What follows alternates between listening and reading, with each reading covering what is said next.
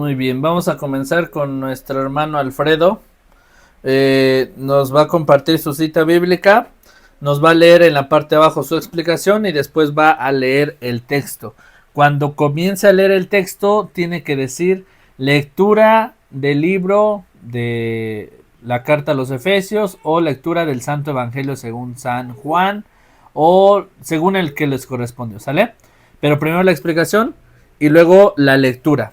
Y al final de la lectura, si es lectura de algún libro, van a decir palabra de Dios. Y si es del Evangelio, palabra del Señor. ¿De acuerdo? Bueno, entonces adelante. Nicodemo, Nicodemo, una familia poderosa mencionada por el historiador Flavio Josefo. Juan debió conocerlo personalmente.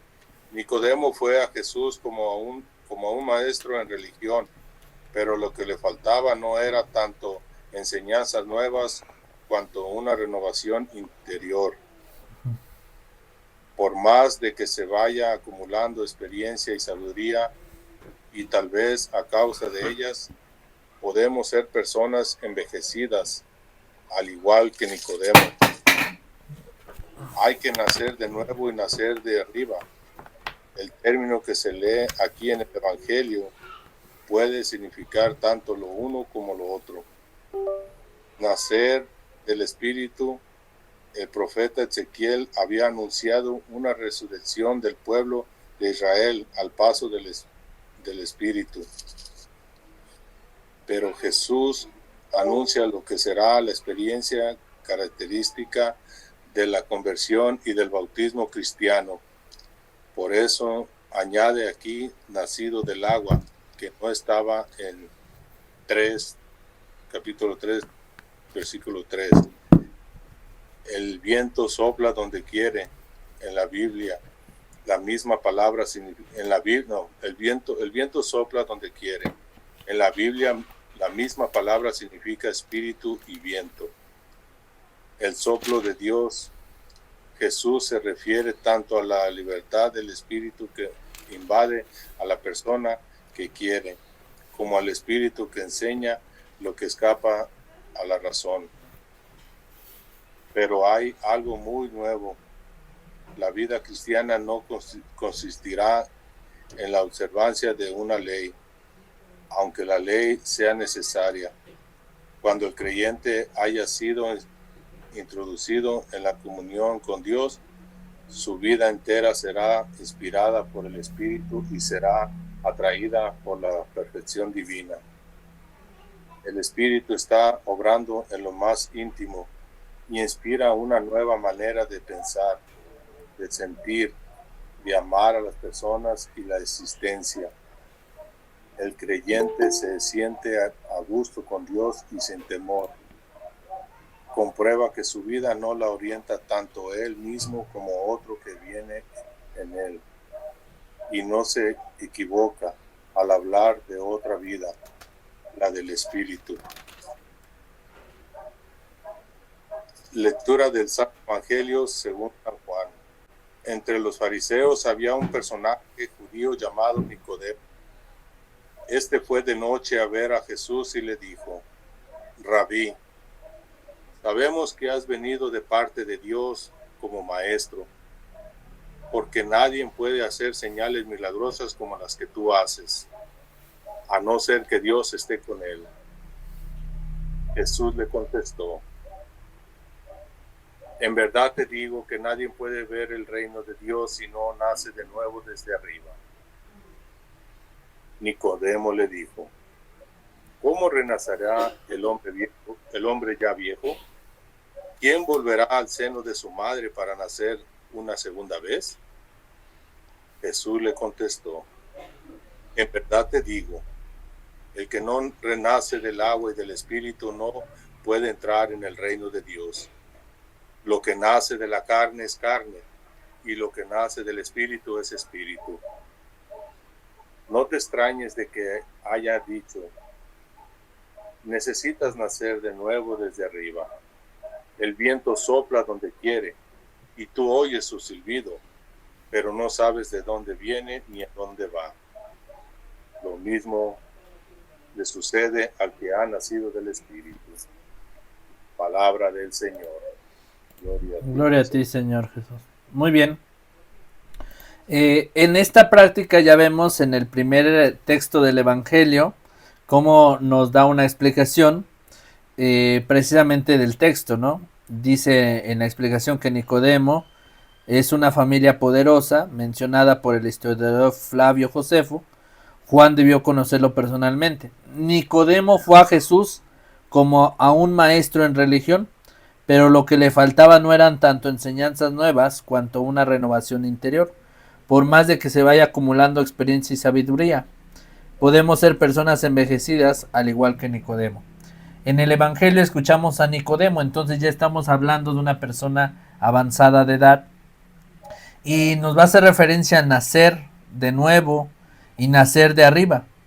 Y toda esta experiencia pues tiene ya que hacernos referencia a la fluidez de la lectura. Cuando proclamemos la palabra, tiene que haber ya más conciencia de lo que leemos. Entonces ya en el Evangelio tenemos que ser seguros al leer: entre los fariseos había un personaje judío llamado Nicodemo.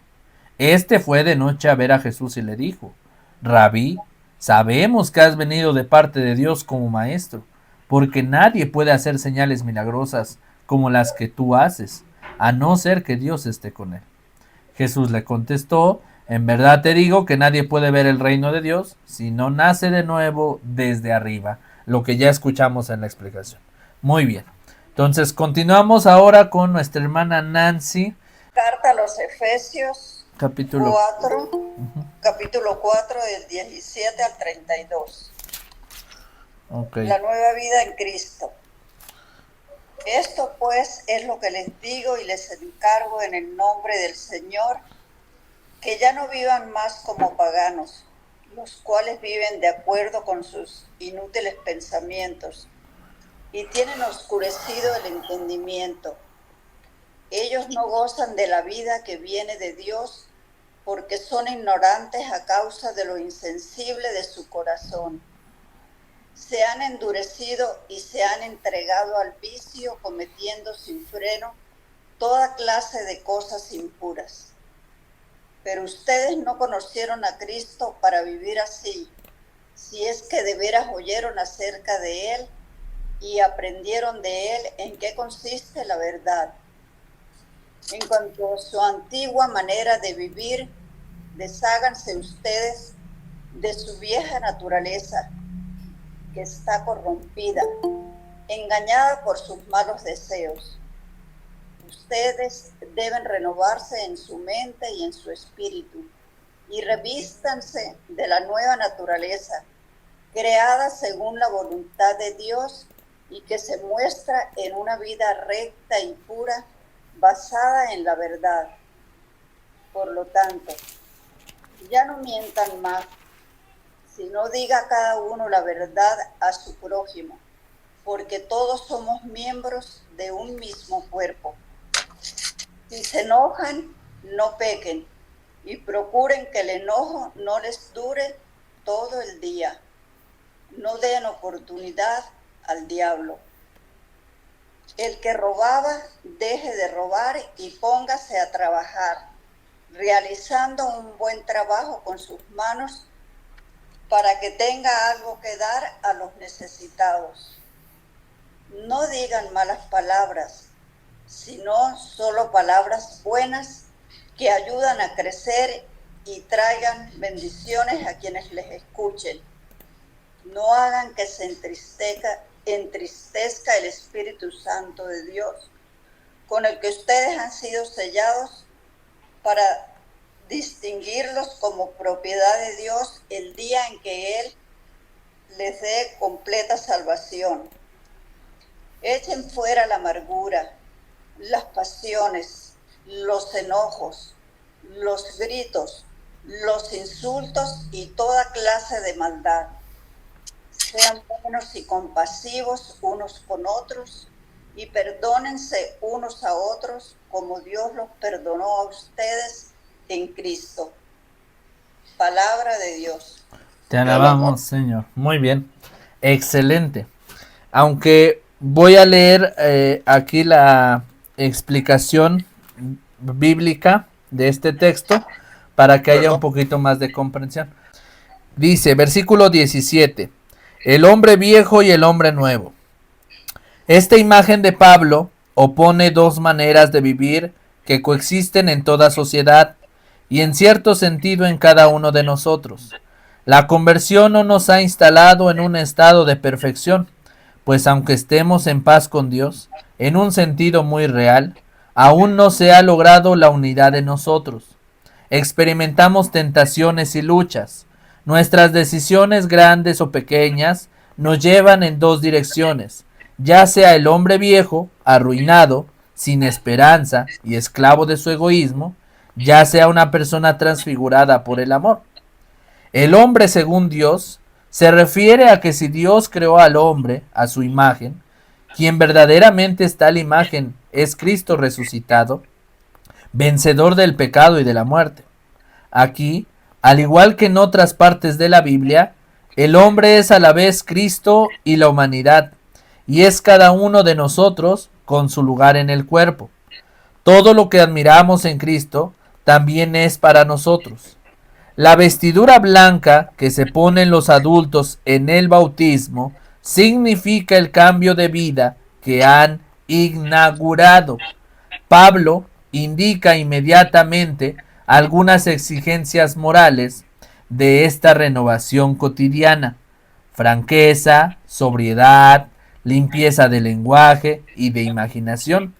La fe cristiana no nos permite vivir despreocupados como en esas religiones orientales del tiempo de Pablo, en que se hablaba de renacimiento y de conocimiento de los misterios, pero nada se decía de la esclavitud del sexo y de la corrupción en la vida social. El hombre viejo y el hombre nuevo se corresponde con otras fórmulas de Pablo, como vivir según la carne o según el espíritu, hijos de las tinieblas o de la luz, esclavo del pecado o persona libre en Cristo. No entristezcan al espíritu, se refiere en el versículo 30 esta expresión que comprende fácilmente si pensamos en la tristeza que sentimos cada vez que rechazamos una buena idea o un deseo de actuar mejor. Es una tristeza tanto del Espíritu Santo que nos la sugirió como de nuestro espíritu, que sabe lo que hemos perdido. Así, en la explicación ya tenemos una iluminación más de lo que dice el texto. Entonces el texto nos habla de un hombre viejo y un hombre nuevo. El hombre viejo siempre se va a referir al hombre de la carne, a nuestro cuerpo, y el hombre nuevo se refiere al espíritu, que tenemos que vivir según el espíritu para que podamos ser libres en Cristo Jesús. Y a eso se refiere San Pablo. Por eso, ya teniendo como esa noción, esa conciencia, vamos a leer el texto ya de una manera más fluida y más coherente, porque ya sabemos de lo que trata el texto, ¿de acuerdo? Continuamos con nuestra hermana Susana con la lectura de Gálatas, capítulo 4, del 12 al 20. Versículo 12. Aquí hay algunas líneas personales. Los cristianos de Galacia amaban a Pablo y Pablo los amaba a ellos, pero algo de la fe se les escapaba. Por eso se hallaban más a gusto con otros que tenían más que Pablo el sentido de la religión, que se aprovechaban de esto. De la carta del apóstol San Pablo a los Gálatas. Les ruego, hermanos, háganse como yo, pues yo también me hice como ustedes. Siempre me han tratado bien.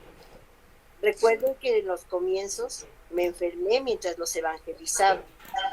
A pesar de ser una prueba para ustedes, no me despreciaron ni me rechazaron, sino que me acogieron como a un ángel de Dios, como a Cristo Jesús. ¿Por qué se perdió la alegría de aquel tiempo?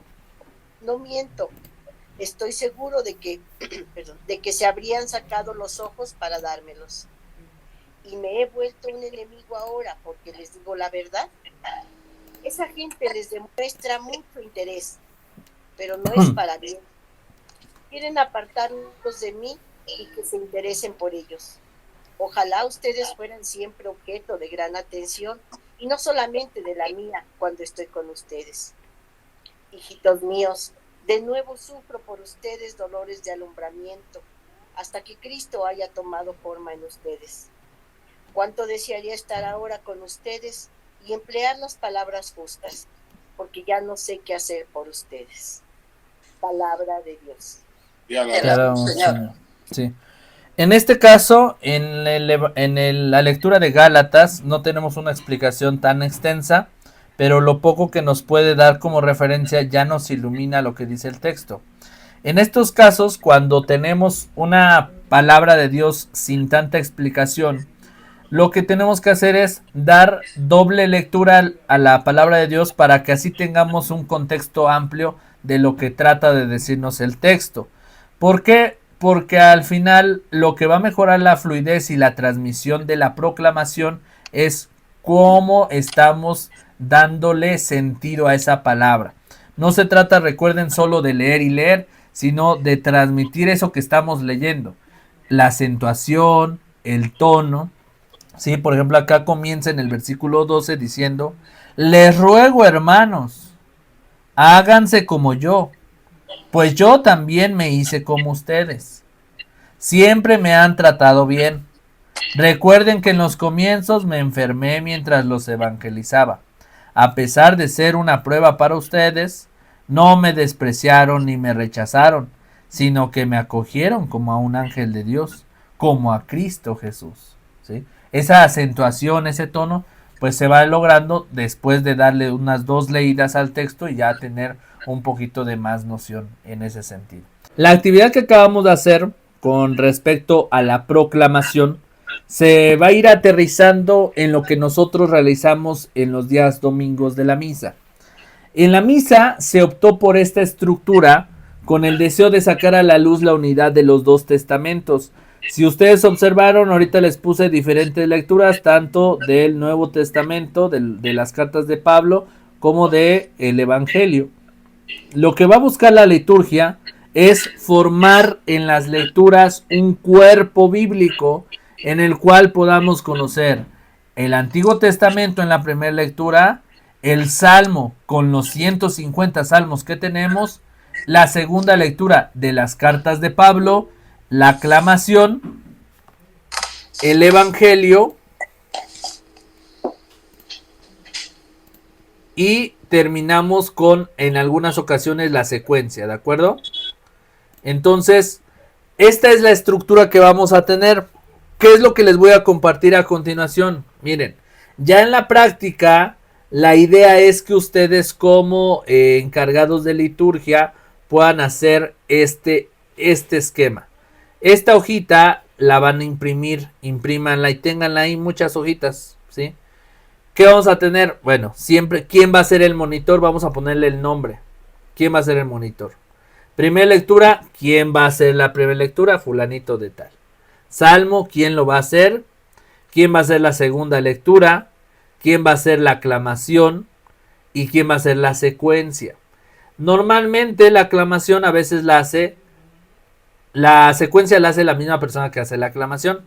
Pero recuerden que todo esto es una unidad, entonces lo mejor sería que una persona haga la aclamación y otra persona haga la secuencia. ¿Sí me explico? Y aquí van los nombres. Ya si determinan que la misma persona que hace la aclamación hace la secuencia, está bien, ¿sale? Pero esos son los nombres de las personas que tienen que pasar. Entonces, estamos hablando que el equipo de lectores son 2, 4, 6 personas que participan, ¿sí? Entonces, es el monitor, primera lectura, salmo, segunda lectura, aclamación y la secuencia. ¿De acuerdo? Ahora, esta misma estructura del esquema de la liturgia para los lectores aplica también para los que participan en la plegaria universal. La plegaria universal, que son las oraciones después de la homilía, el sacerdote va a decir, pues nos ponemos de pie, elevemos nuestra oración a Dios, y ahí también algunas parroquias ocupan que los mismos lectores, o sea, el que leyó la primera lectura, el salmo, segunda lectura y la aclamación, Ellos 4 son los que hacen la oración universal. Entonces nuevamente pasan, hacen reverencia, suben al altar y desde el ambón van a hacer la oración universal. El de la primera lectura, sí, en ese orden, primera lectura, salmo, segunda lectura y aclamación, van a decir las peticiones. Pedimos por el Santo Padre en este día, domingo del Señor, para que el Señor le bendiga. Roguemos al Señor, te rogamos, Señor. El del salmo va a pasar. Te pedimos, Señor, por todos los enfermos, para que el Señor les conceda la pronta salud según su voluntad. Roguemos al Señor, te rogamos, Señor. ¿Sí? Pero ya tenemos aquí la estructura de los nombres. Este material se les va a hacer llegar. Ahorita justo estaba yo checando para que puedan checar eso, ¿sale? Bueno, entonces regresamos a la parte de la estructura de las lecturas. La estructura, el evangelio siempre va a ser Mateo, Marcos, Lucas o Juan. Y la homilía pues la va a dar el sacerdote, que es el ministro, ¿no? Ahora, ¿de dónde surge toda esta participación de las lecturas o del leccionario? Bueno, en los leccionarios vamos a tener lo que es el ciclo A, ciclo B y ciclo C. Para los que no lo sabían, en el ciclo A vamos a tener al Evangelio de San Mateo, ciclo B de San Marcos, ciclo C de San Lucas y el Evangelio de San Juan va a estar en todos ellos, sobre todo en el tiempo de Pascua. Por ejemplo, ahí tenemos el año 2024, fue dedicado al ciclo B, el año 2024, ahorita el año 2025, ¿en qué ciclo estamos? Ciclo C, y para el 2026 vamos a estar en el ciclo A, y luego para el 2027 otra vez en el ciclo B. Y así sucesivamente se van repitiendo los ciclos, solamente tenemos 3 ciclos.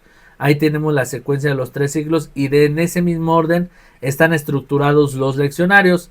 Y ya en los leccionarios vamos a encontrar pues prácticamente las lecturas de manera organizada conforme a cada domingo del año.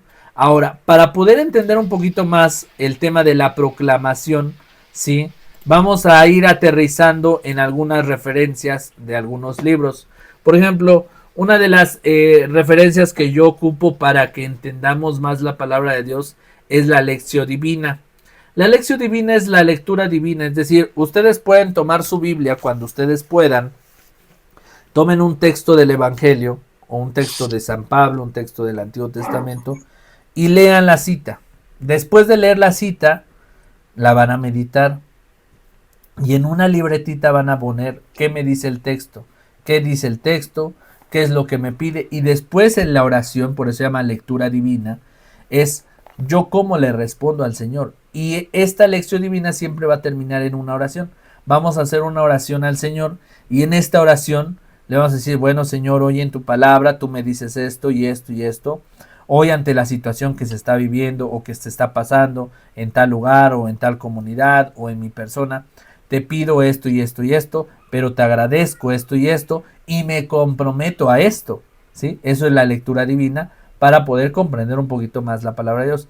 Esto, si ustedes lo hacen como una práctica espiritual en la hora santa, les va a ayudar de mucho a mejorar la fluidez en su proclamación.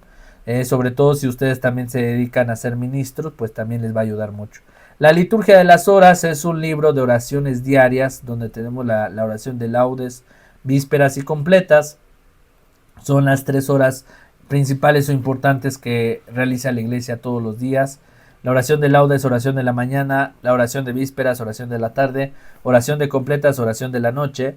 Y estas oraciones, al estar tan vinculadas con las escrituras, porque son los salmos, son cánticos evangélicos, es la lectura de la palabra de Dios, al rezarlo todos los días nos vamos a familiarizar. Esto ya lo había yo escuchado en tal lugar. Esta lectura pertenece al Antiguo Testamento. Esta lectura es de San Pablo. Familiarizándonos con la lectura de la liturgia de las horas, nos vamos a familiarizar con textos y con los salmos. Eso nos va a ayudar mucho para también proclamar. Y por último, uno de los libros más importantes también en la iglesia es el Catecismo. Yo los invito a que de vez en cuando abran su catecismo y lo vayan leyendo. Lean su catecismo, eso les va a abrir un panorama muy amplio de lo que es la palabra de Dios. Algunos textos que no comprendemos podemos ir a hacer referencia ahí y nos va a dar una explicación mucho mayor. De verdad que nos quedamos tan cortos en la información, porque si nos pusiéramos a estudiar el catecismo, encontraríamos tantas explicaciones a tantos textos que no comprendemos y que luego nos estamos cuestionando. Yo los invito a que nos sentemos a leer. Un sacerdote nos decía en el seminario, solo se necesita una cosa para poder aprender. Dice, se necesita sentarse. Se te necesita sentarse muchas horas y estar leyendo. Para conocer a Dios hay que leerlo, hay que leer su vida. Y dice, entonces hay muchos libros que nos ayudan. La Biblia es el principal, pero alrededor de la Biblia las explicaciones las encontramos en el catecismo. La familiarización con la Biblia es la liturgia, ¿sí? La lección divina, la oración, que en la oración también descubramos a Dios. O sea, no se trata solamente de leer por leer. Y es que el problema de los hermanos protestantes es que ellos se refieren a la sola escritura, es decir, solo escritura, solo la Biblia, y en la Biblia está su referencia, pero en ningún momento se habla de la oración, de la tradición o el magisterio de la iglesia, y eso es muy importante para poder comprender. Entonces, hermanos, los invito a que también leamos para que la proclamación sea todavía más profunda en ese sentido, ¿sí? Vamos a pasar a la parte, pues prácticamente final de este curso, que es entender, primero que nada, la historia de los lectores en la misa y pasar a la práctica. ¿Cuál es la función del lector dentro de la misa? Bueno, los procesos de formación de los candidatos al sacerdocio, antes no había formación, ¿sí? Hace muchos años, hermanos, no había seminarios, no había congregaciones religiosas. Ahorita ya hay mucha formación, ¿verdad? Además, en redes sociales, de manera digital, hay muchas formas de tomar cursos. Pero anteriormente no. ¿Cómo se formaban antes? Pues una persona que quería ser sacerdote, pues se iba con el padre de la iglesia. No sé si han visto por ahí la película de Cantinflas, la del Padrecito. Que si él quería ser padrecito, pues tenía que ir a la parroquia y ahí se formaba con el otro padre. Y él le iba enseñando. Pues tal cual era así. No había formación en el seminario, entonces se le enseñaba a hacer oración, a cómo formar a la gente, y así se iban formando y así se hacían sacerdotes. Pero hoy, en el servicio de la iglesia, pues se le fue dando este servicio al lector, porque anteriormente el sacerdote era el que hacía todo. Como la misa era en latín, pues el sacerdote y todos los libros estaban los rituales en latín, pues el sacerdote todo lo hacía, ¿sí? Entonces el sacerdote iniciaba, el sacerdote cantaba, el sacerdote leía las lecturas, pero fue hasta el año de 1972 con Pablo VI que el lectorado ya se vuelve un ministerio, ¿sí? Y se le da este papel al laico que se compromete para que se le dé este ministerio de lectorado, y así es como hoy hay lectores en la misa. Y la importancia de esto es que podamos promover a los buenos lectores y que los lectores participen de manera integral. ¿Cómo? Pues por ejemplo los sábados en las misas de 15 años de bodas, que puedan tener un cronograma. Ya el documento que les presenté ahorita para hacer la distribución, ustedes pueden hacer igual así un esquema. A ver, el sábado, aunque haya misas o no haya misas, ¿sí? Vamos a hacer un equipo de 3 grupos, ¿sale? De lectores. A lo mejor nada más vamos a poner a 2 personas por horario, ¿sale? De 8 de la mañana a 10 de la mañana. Si hay misas o no hay misas, le tocan a 2 personas. A ver, a fulanito de tal y fulanito de tal. De 10 a 12 del día, a fulanito y fulanito, otros 2. De 12 a 2, otros 2. Y luego de ahí de 4 a 6, que normalmente las misas son a las 4, 5 y 6, que hay misas en la tarde. Y hasta ahí. Entonces necesitamos, si son de 2 en 2, son de 8 a 10, son 2 personas. De 10 a 12, otras 2 personas. De 12 a 2, otras 2 personas. De 4 a 6, otras 2 personas. Estamos hablando de 8 personas. Normalmente los equipos de liturgia son entre 10 y 12 personas los que forman el equipo de lectores. Pero bueno, 8 personas bien que pueden ayudar en un sábado de 2 en 2. Y a lo mejor, ya como normalmente en sábado nada más se lee una lectura y un salmo, pues el del salmo hace la aclamación. Entonces nada más se necesita el que haga la primera lectura, el salmo junto con la aclamación, nada más. Pero sí es importante que los lectores se comprometan a cuidar la palabra de Dios. ¿Sí? Ustedes son los que tienen que estar ahí y promover esto, porque si no, damos parte a que otras personas que no están familiarizados con lo sagrado lleguen y hagan un desorden con la misa. Y eso no es justo. Entonces hay que promover eso. El día de ayer me escribió una hermana y me decía, es que Daniel, pues es que yo aunque quiero promover esa participación, mi párroco pues le pide a otras personas a que ayuden, ¿sí? Y ni siquiera están preparadas. Y yo lo entiendo. Y en ese caso hay que respetar, fíjense, hay que hacer mucha oración por nuestros sacerdotes. Este es un caso de tantos, pero yo agradezco a la vida de la iglesia que hay muchos sacerdotes santos, porque sí existen sacerdotes santos, hay muchos sacerdotes buenos, pero también tristemente hoy, por tantas cosas que hay en el mundo, también hay muchos sacerdotes que pierden el sentido del ministerio. Eso es muy triste. Lo más triste que podemos ver en la iglesia es un sacerdote que le pierde el sentido a su ministerio. Y se logra ver a simple vista un sacerdote que solo celebra por celebrar, ¿sí? Que ya llega tarde a las misas, que ya no muestra interés de que vamos a hacer un curso, vamos a hacer un retiro, vamos a hacer una kermés para impulsar la construcción del templo. No, hay sacerdotes que luego ya te dicen, sí, háganlo, está bien. Ahí me hablan si necesitan algo. Y pues sacerdotes que ya no están interesados por lo litúrgico. Y es triste, ¿eh? Es triste porque incluso nosotros podemos perder el sentido.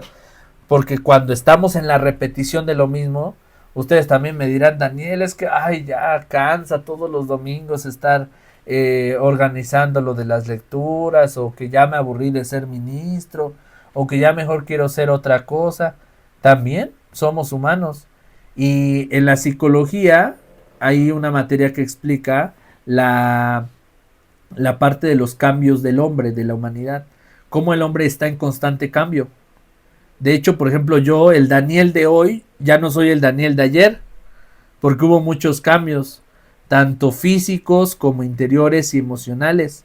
Hoy yo ya soy otra persona, ya no soy el Daniel de hace 10 años, porque el hombre está en constante cambio, en constante descubrimiento, y tiene el riesgo de perder, y por eso es que existe la rutina, la monotonía, porque puede caer en este sentido, si no le da sentido a lo que es. Entonces es muy triste ver esta parte de nuestros sacerdotes. Por eso les pido, hagan mucha oración por ellos, porque pues lamentablemente cuando ellos están mal, nosotros ya no tenemos parte en ello, y pues el problema es ¿no? ¿Sí? El problema es que nosotros pues tenemos que obedecer a lo que ellos digan. Entonces, el ministerio de electorado, ¿en qué consistió? Pues que el lector instituido, en este caso, él es el que proclama las lecturas, recita el salmo, proclama las intenciones de las oraciones universales. Esto es lo que le corresponde a los lectores, ¿sí? Las lecturas, recitar el salmo, la oración universal, la que les comenté, y la participación de instruir también a los fieles. Esto ya les toca, por ejemplo, en el caso del orden del diaconado, encargarse de la preparación de los fieles, el catecismo, la lectura sagrada. Pero en este caso, cuando ya hablamos de lectores ya más formados, en el caso de ustedes, ya ustedes también pueden dar un retiro, una predicación, cuando el lector ya está familiarizado con lo que está sirviendo. ¿De acuerdo? Y como ya les mostraba, ahora vamos a la parte de la práctica. Les mostré anteriormente un esquema que es el que pienso que es para los lectores. Ahora hay un esquema también para los monitores. No todos cuentan con los monitores en sus parroquias, pero el monitor, ¿sí? El monitor también tiene parte en la celebración. Entonces, esto sobre todo surge los domingos o en fiestas patronales. El monitor es parte del equipo de proclamadores. ¿Y qué es lo que le corresponde al monitor? Bueno, el monitor en realidad es el que va a dirigir la orquesta. Es el que va a decir, nos ponemos de pie, nos sentamos, nos hincamos, pasamos a comulgar, todas las órdenes que va a decir. pero la confusión está cuando hablamos de una celebración específica. ¿Cuáles son las moniciones que tiene que hacer? Bueno, monición de entrada. Va a dar la bienvenida. Muy buenas tardes o muy buenos días, hermanos. Hoy celebramos a la Virgen, etcétera. Y en este día, pues vamos a hacer la celebración de los sacramentos de iniciación cristiana de los niños del catecismo. O bien, una monición de entrada sencilla que tenga que ver hoy, domingo, día del Señor, el Evangelio nos invita, etcétera, etcétera. Así que comenzamos, nos ponemos de pie y cantamos. Siempre la monición de entrada va a terminar con nos ponemos de pie y cantamos. La monición de la primera lectura, bueno, pues es rápidamente nada más una iluminación de lo que va a hablar, de quién es la lectura, qué dice en 2-3 palabras y a qué nos invita, ¿no? La monición del Salmo, monición de la segunda lectura y la monición del Evangelio. Ojo, no hay monición de aclamación ni hay monición de secuencia, ¿sí? Para que lo tengan muy en cuenta. Y la monición de orden siempre va a ir cuando, digamos, de pie y cantamos, de rodillas, cantamos, hacemos 2 filas para comulgar y cantamos, ¿sí? Eso lo tiene que decir el monitor. Y las moniciones van cambiando con respecto a cada celebración. Si ustedes a lo mejor no están familiarizados con alguna monición, es muy sencillo. Simplemente busquen en internet, ahí en el buscador pónganle moniciones para el domingo 31 del tiempo ordinario. O moniciones para el domingo 4 de Adviento. O si tienen alguna fiesta patronal, pónganle moniciones para la misa de San José. Y ya entonces ahí les van a aparecer algunas referencias. Pero si no les aparecen, ustedes pueden hacer las mismas moniciones leyendo el texto de la palabra de Dios y resumiéndola en breves palabras de la primera lectura, Salmo, segunda lectura. Igual del Evangelio. Bueno, además, como práctica que tiene que realizar un ministro y para que sea más fluido, para poder tener más fluidez en la lectura, se recomienda la sopa de letras. Como están viendo, para practicar ortografía, la sopa de letras va a ser algo muy bueno para nuestra instrucción. Entonces, el último que les mandé ahí en el grupo es la sopa de letras. Son 10 páginas. Ese igual pueden ir a cualquier papelería, lo imprimen, ¿sí? Y ya que lo imprimen, van a empezar a realizar esto. ¿En qué me sirve la sopa de letras? Bueno, la sopa de letras es que al visualizar, ¿sí? Ustedes van a poder empezar a subrayar. A ver, ¿dónde dice ángel? Acá dice. Anunciación, casa, Eucaristía, comunión, confesión. Todas estas palabras las van a ir subrayando o encerrando. Y lo que van a hacer es ejercitar la vista. Cuando nosotros ejercitamos la vista, pues empezamos primero a practicar la ortografía, cómo se escribe la palabra, cómo dice la palabra, y aparte, cuando nosotros leemos, lo primero que percibe la palabra es la vista. Entonces, eso al momento de leer, pues ya vamos a ver más rápido, y al ver, pues vamos a tener esta fluidez. Entonces, eso nos ayuda mucho para mejorar la parte de la ortografía y la lectura fluida. Por último, las posturas litúrgicas de un lector. Un sacerdote nos decía, si te vas a equivocar, equivócate bien.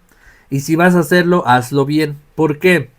Con referencia a las reverencias. El lector tiene que pasar frente al altar y hacer reverencia y luego subir al ambón, ¿sí? Pero hay veces que cuando subimos al ambón, vamos de frente al sacerdote. Hay sedes que está el altar, está el ambón y en medio está la sede. Entonces, cuando va uno caminando del altar al ambón, pues pasa por enfrente del sacerdote. Y preguntan, Daniel, ¿se tiene que hacer referencia al altar y al sacerdote o solo al altar o al sacerdote? Bueno, la reverencia tiene que ser al altar, ¿sí? Pasan frente al altar y hacen reverencia. Y aunque pasemos frente al sacerdote, nos tenemos que pasar directo al altar, directo al ambón, ¿sí? Hay algunas ocasiones donde el sagrario lo tenemos a un costado o atrás del ambón. Preguntan, Daniel, en este caso, ¿se tiene que hacer reverencia también o genuflexión al sagrario? No. se tiene que pasar y hacer reverencia al altar y nos subimos y dirigimos directamente al ambón, ¿sí?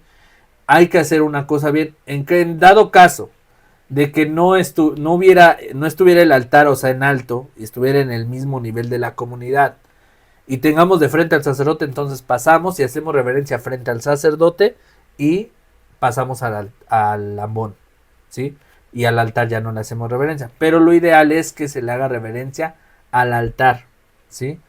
Y porque hay personas que pasan al altar, reverencia, luego como ven al sacerdote de frente, hacen esto y ya ni siquiera lo hacen bien, porque como van de lado y ven al sacerdote a un lado, hacen esto.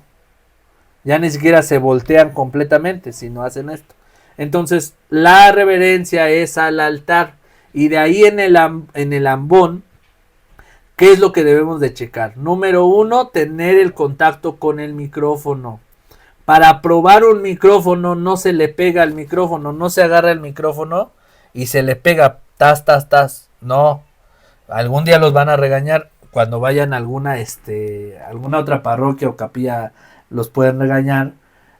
¿Cómo se prueba un micrófono? Tampoco se prueba con la lengua, no tiene ningún sabor. Se prueba soplándole. Si yo soplo y en las bocinas se escucha el soplido, inmediatamente ya sabemos que sí tiene audio, ¿sí? Si nosotros golpeamos podemos dañar el micrófono y ya tenemos que pagar el micrófono. Entonces no hagan otras cosas que no tengan que hacer. Entonces lo primero es checar el contacto con el micrófono antes de cualquier lectura, ¿sí? Las bocinas, el audio, lo que sea. Leer previamente la lectura, como ya lo hicimos en el ejercicio. Revisar los signos de puntuación y los tonos, sobre todo el tono del salmo. Si va a haber algún tecladista o el que va a tocar el órgano, pues pónganse de acuerdo con él para el tono. Y después ya ustedes hagan el salmo o la lectura. Ahorita, terminando el curso, les voy a mandar el video de hoy de la lectura que entonaron acá en mi capilla y el salmo, cómo se entonó. Y ahí para que observen algunos errores y también de lo que estamos hablando. El uniforme correcto, bueno, ya lo saben, y hacer la reverencia frente al altar o frente al sacerdote según corresponde. Lo más importante es que puedan vivir esta parte de la agilidad con la lectura fluida. Ya tuvieron la herramienta de conocer el texto, ¿sí? Ahora, no siempre vamos a tener la explicación del texto. Normalmente ahorita si ustedes se van a su misal anual o su misal mensual, busquen la cita bíblica, la que dice el misal anual o misal mensual en la lectura. Por ejemplo, carta a los romanos en el capítulo tal. Entonces la busco en mi Biblia y voy a buscar la explicación. Para que así yo ya tenga un contexto de la palabra, ¿sí? Y las palabras no se me hagan ajenas. Porque cuando se conoce el significado de la palabra es en el contexto. Contexto quiere decir conocer toda la palabra, ¿no? Y cuando nos referimos a un texto, solo un fragmento, pues nada más estás leyendo una parte. Y el contexto es leer toda la historia, a ver, ¿de qué trata? ¿Sí? Y entonces hay que buscar la lectura bíblica y la explicación en la Biblia, ¿de acuerdo? Bueno. ¿Dudas, preguntas hasta aquí? ¿No? Bueno, pues hasta aquí hemos terminado. Sí, adelante, vamos a pasar a las preguntas, adelante. Adelante. ¿Quién tiene pregunta? Sí. Yo te quiero hacer una pregunta.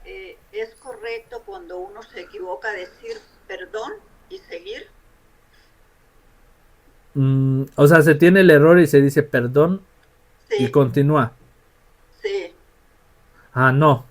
Simplemente hemos dicho que cuando uno tiene el error dentro de la lectura, se vuelve a rectificar nada más. No se diga perdón. Otra cosa, a mí me gusta cuando yo proclamo la palabra, mirar al público, ¿no? Y puedo sostener 1 o 2 renglones, pero he leído últimamente que no, porque se está proclamando la palabra de Dios y mirar al público, no sé entonces si mirarlo o quedarme siempre mirando la palabra. Ok, lo ideal es que podamos cumplir la parte que nos manda la liturgia. Proclamar es hacer presente la historia de Dios en la comunidad, es decir, comunicarla. Y la comunicación también va de la mano con lo visual. Quiero que observen cómo leen el Evangelio los sacerdotes. Tengan el Evangelio, por ejemplo, del día de hoy del Padre Arturo. Sí, si tienen la oportunidad de ver su video, vean cómo alza la mirada. La idea es que se alce la mirada cuando se proclama, ¿sí? Que no nada más esté hacia abajo, pero también no es fácil, ¿sí? No a todos se puede, porque si apenas algunos aprenden a leer pausadamente, luego hay quienes levantan la vista y cuando la bajan se perdieron del texto. Se equivocan. Sí, entonces, si lo mejor es que la mejor forma de comunicar la palabra está solo leyendo, sin ver al público, es mejor. Pero con la misma práctica va a ser más fácil levantar la mirada. Entonces, a una persona que ya es lector desde hace más de 3 años, ya no se le permite que esté todo el tiempo agachado. Ya tiene que dar la cara para proclamar, es decir, lo que estoy leyendo lo estoy comunicando hacia el pueblo de Dios. Por eso el contacto visual, ¿sí? Y es importante con las personas que ya tienen práctica. Obviamente a una persona que apenas entró al servicio de lector, pues va a tener que estar agachado leyendo la lectura. Pero ya con la experiencia sí se pide que haya ese contacto. Es bueno, ¿sí? Ok, gracias. Sí. Adelante, Yo nomás, hermano un Alfredo. comentario. Bueno, yo tengo poquito de lector en mi parroquia, aquí en la Sagrada Familia. No tengo mucho, o sea, como por ejemplo, pues yo sé que necesito aprender más sobre las comas, donde están las comitas, como la lectura de hoy que nos tocó, que es muy diferente a la que usaron en México. Aquí fueron en el leccionario 1 de la página 1024 de la Santa Cruz. Entonces, yo todavía tengo mucho que aprender porque tengo muy poquito tiempo y me dicen aquí mis compañeros de lectores que donde hay comitas, donde va la lectura hay una comita aquí y termina otras comas como en 2, 3 renglones. ¿Cómo debe uno de pronunciar eso? O sea, cuando hay comas así. O sea, y es donde yo, pues no sé, todavía necesito aprender mucho de eso. Y aquí en la parroquia de nosotros, pues habemos más 2 lectores que en cada misa que hacemos, la primera y la segunda, ¿verdad? Y ya el coro pues hace el salmo, pero nosotros damos anuncios, o sea, depende el que le toca la primera da anuncios o las peticiones. Okay. Pero yo quería saber ¿cuándo vas a seguir dando estos cursos para aprender más? Sí. Yo, hermano, nada más quería comentarle que en mi parroquia el sacerdote le gusta hacer la de monitor.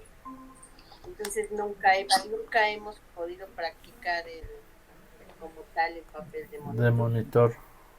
Y sí, al principio, bueno, ya hemos tenido otro sacerdote que sí de repente lo permitía, no conmigo, pero sí veía como otras personas sí lo permitían. Entonces, esa parte sí me quedaría a mí muy, porque sí, bueno, en los misales vienen algunas moniciones, pero el poder el que se nos facilite hacer moniciones, pues sería muy interesante.